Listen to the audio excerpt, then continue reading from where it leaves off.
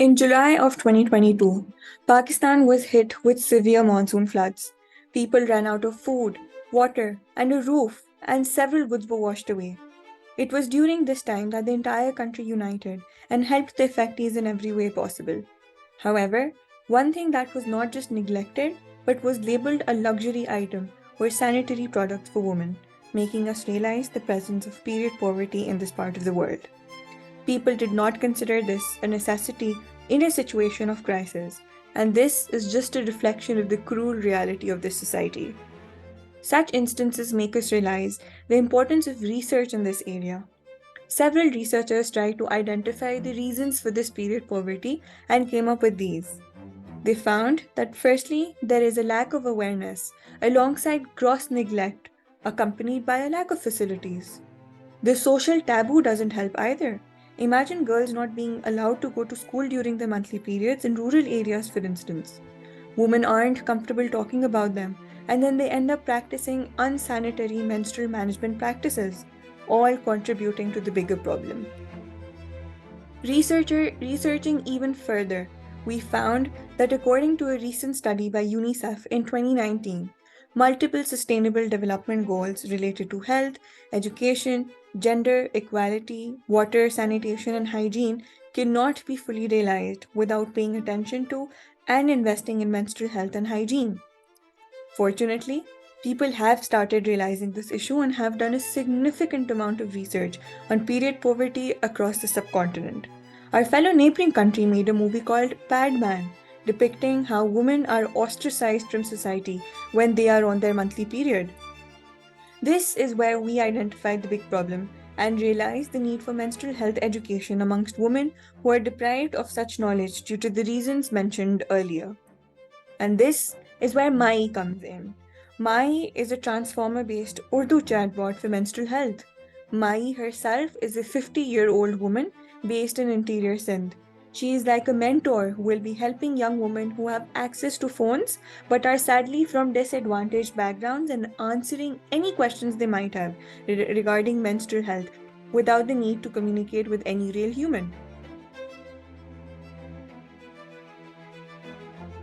Our application is aimed to cater to young women from rural Pakistan. To understand our users better, we created different user personas and user stories.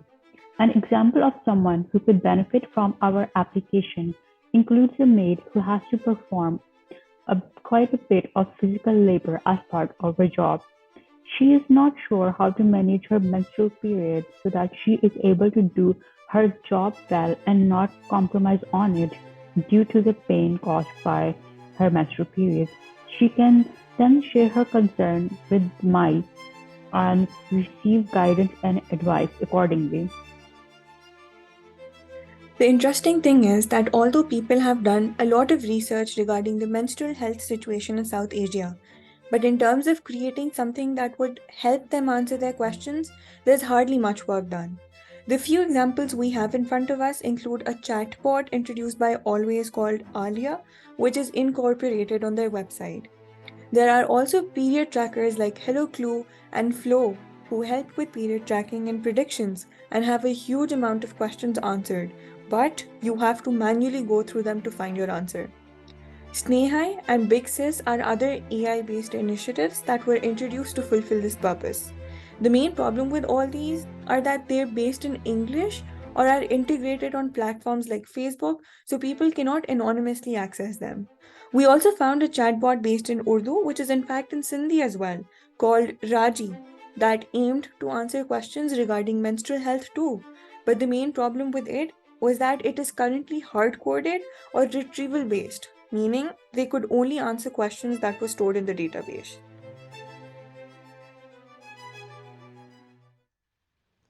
This project could not be done without a team consisting of different skill sets. Each one of us have been contributing to the project in several different ways, which you will also see on each of the following slides at the bottom right. So we have compiled a roadmap here to give you an idea of what it takes to bring such an idea to reality. However, it is important to note that a lot of these tasks are part of an iterative process and so will be done several times.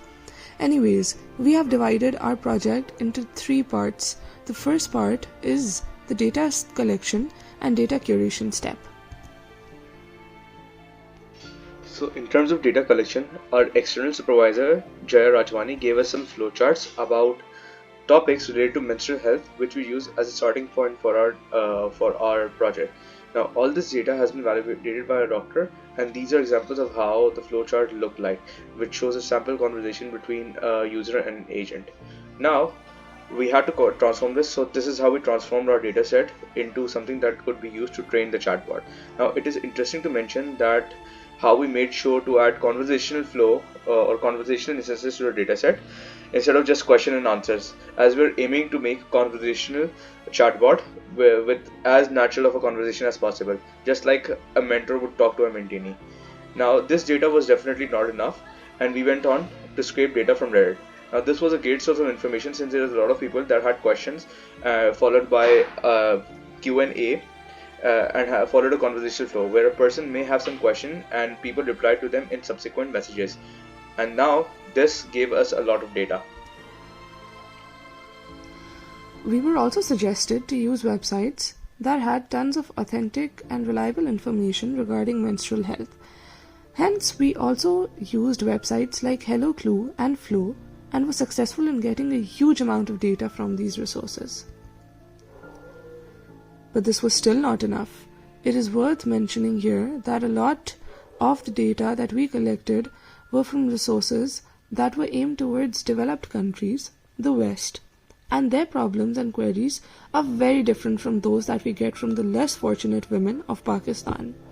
And this is where we decided to collect data from our target audience, and we talked to our mates and have started getting an idea of what background they come from. And this is very important, not only so that we could collect real data, but also to make the chatbot answer in a way that would be most familiar to this end user. So since we are trying to get as much data as possible, we have also shared a survey to Pakistani women from several backgrounds and asked them what type of questions and queries would they ask the chatbot. We have started the process in this semester only, but we aim to continue collecting data and making data sets out of this in Kaavish II as well. It's also worth noting that we have started collecting data from the app where our machine learning model does not actually respond, but one of us 4 responds to the user as the chatbot, which is a technique that we have adopted from Raji the chatbot. Okay, so it's also important that the data that we have collected should be validated, and up till now we have been able to get 1917 instances validated from Dr. Komal Rajwani, a practicing pediatrician in the UK, and Dr. Humaira Jamshed, our external supervisor at Habib University, who has a lot of background knowledge in biology. Okay, so now let's move on to the next part of the project, the transformers. Now transformers are fairly new and much of it is still a black box. As you can see, there has been a lot of work done in this domain with many models being released every year. Now before transformers we had LSTM sequential models, which were fairly common. These models used to check every word in the sentence one by one, and as a result of the sequential nature, LSTMs tended to lose meaning in large sentences or lose context during conversation. Now here's where transformers come in. Now transformers have become a revolution in the NLP domain. These models aim to solve tasks sequence to sequence while easily handling long-term distance dependencies by treating the entire sequence as a data block. In general, the transformer model is based on the encoder and decoder architecture, which takes a new spin on old techniques, attention techniques to create word embeddings. Now these help them understand content in the words, and based on our research makes them excellent for conversational chatbots. Now transformers can get very complex, so we're just giving an overview of the transformer architecture, but the key things to note here is that They hold the potential to understand long-term relationship between sequential elements that are far from each other, and they're way more accurate. Hence, we choose to move ahead with transformers. Now, however, not all transformers are created the same, and we had the choice of using any model that we could, but all models are treated differently, and not all follow a conversational flow. And this is where Dialog GPT comes in. Dialog GPT from Hugging Face is a conversational model that understands long-term dependencies well and understands context.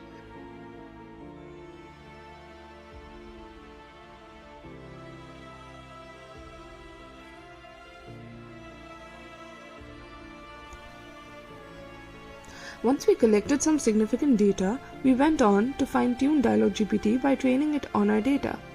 Then we saved this model in a pickle type file, followed by creating an API using Flask and hosting it locally. Once that worked perfectly, it was time to host our model on the cloud so that it could be accessible to anyone who has access to the internet. And after a lot of trial error, we were successful in hosting our model on the Google Cloud platform. This is a system diagram of our project that we have even shared in our project documentation submissions. It gives a high-level view of our entire project's pipeline. So of course, we have tested our model by conversing with it, but we need some kind of scores that show our model's performance as well. And so we have used some metrics that are commonly used in NLP, namely perplexity, word error rate, BLU, and rogue scores.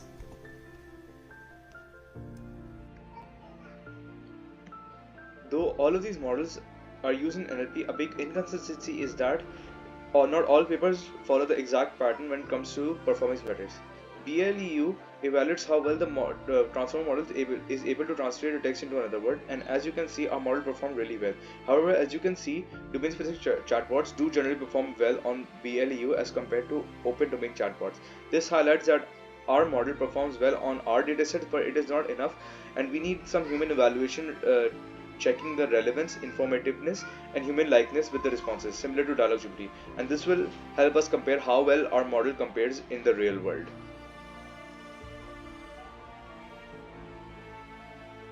Coming to the third part of our project is our Flutter application.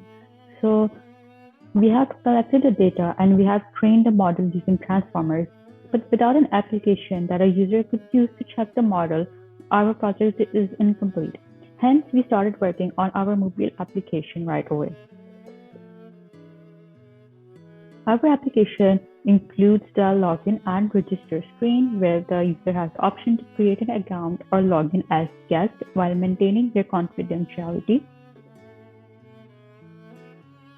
We have integrated our model with our application. This was one of the more challenging parts of our project. You can see the chat screen here. When the user asks a question, they receive a response from our trained model. We are saving these questions and responses in our database. The chats are saved, so even if the user accesses the application, they can come back and view their chat history.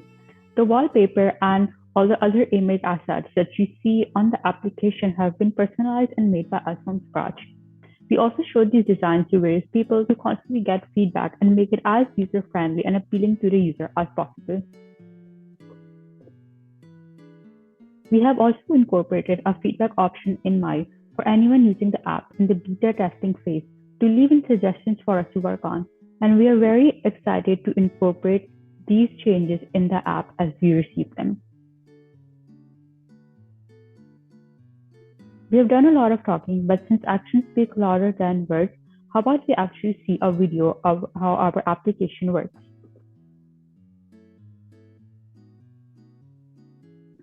So as you can see here, the user logs in and they send a question such as any typical greeting. My will respond back with her own greeting.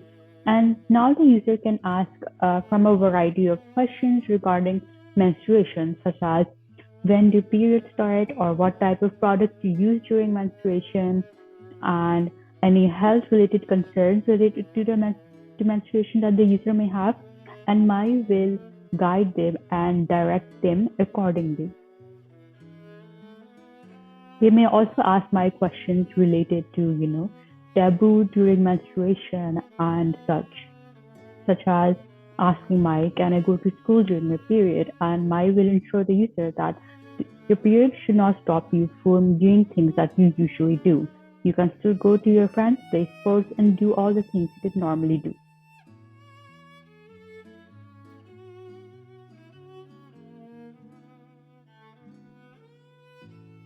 What we will be doing next for Kaavish 2. So we will be sharing the APK file for our application with different organizations such as DKT Pakistan, Superwoman, the Garage School, and collecting responses and feedback from the users.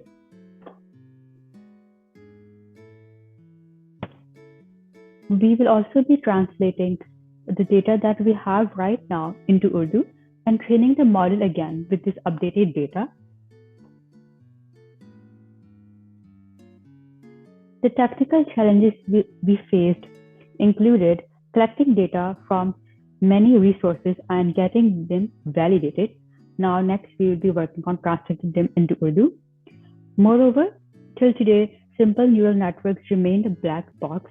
Understanding the complex architecture and working of transformers is quite a task. Also, transformers have millions of parameters. They're computationally intensive and training them takes a long time. Inferencing is difficult and inferencing also takes time.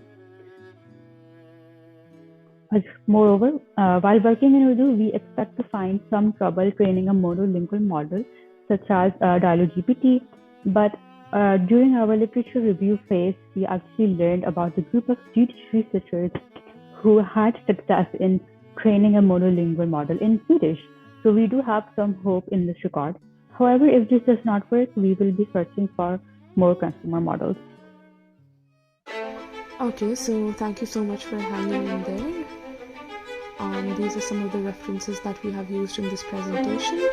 Also, I'd just like to mention that this is a research-based project, so it's important to note that our main goal here is to see how a transformer works as a domain-specific generational chatbot. If it works well for this domain, then it can be a breakthrough and we can create human-like chatbots for several essential domains.